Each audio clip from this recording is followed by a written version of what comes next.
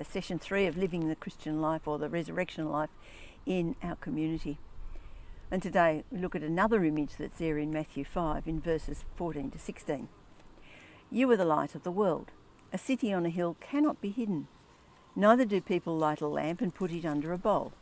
Instead, they put it on its stand, and it gives light to the whole house. In the same way, let your light shine before men, that they may see your good deeds and praise your Father in heaven. Picture's fairly obvious. Light is meant to be seen, and it's meant to make it possible for us to see. It'd be silly to light a lamp and then put it under cover.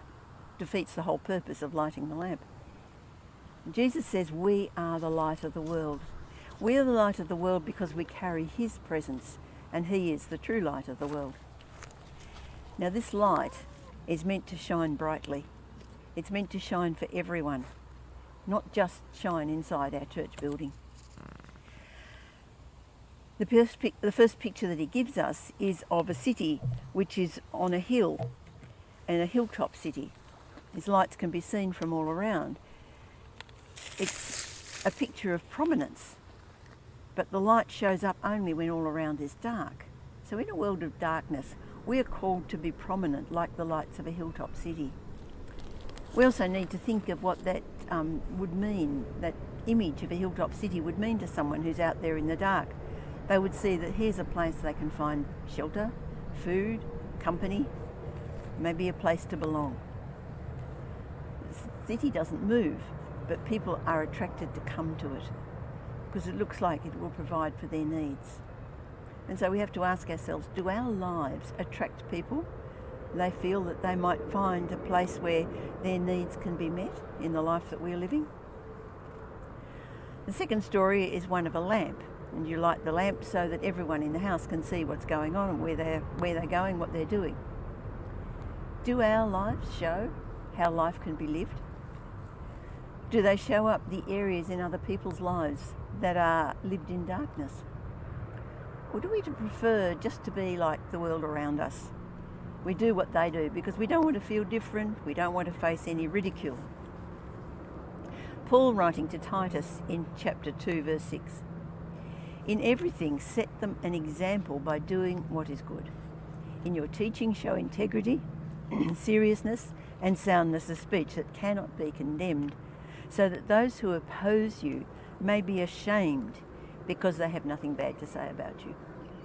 And then 1 Peter 2:12 says, live such good lives among the pagans that, though they accuse you of doing wrong, they may see your good deeds and glorify God on the day he visits us.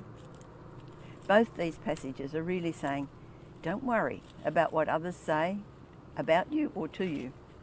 Live lives that are pleasing to God.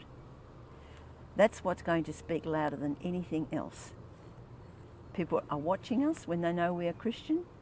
They're watching us and they're judging the Christian faith by what they see in us. Let's make sure that what they see is light and it leads them to the true light.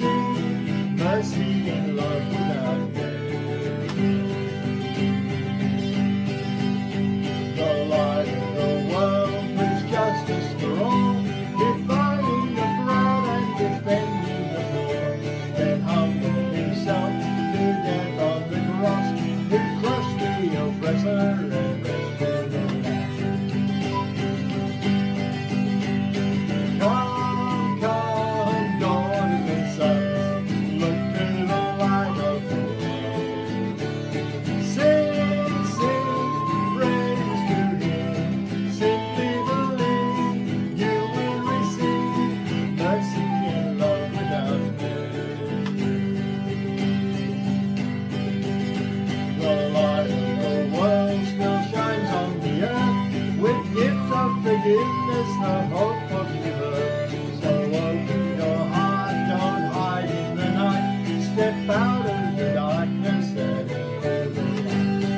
Come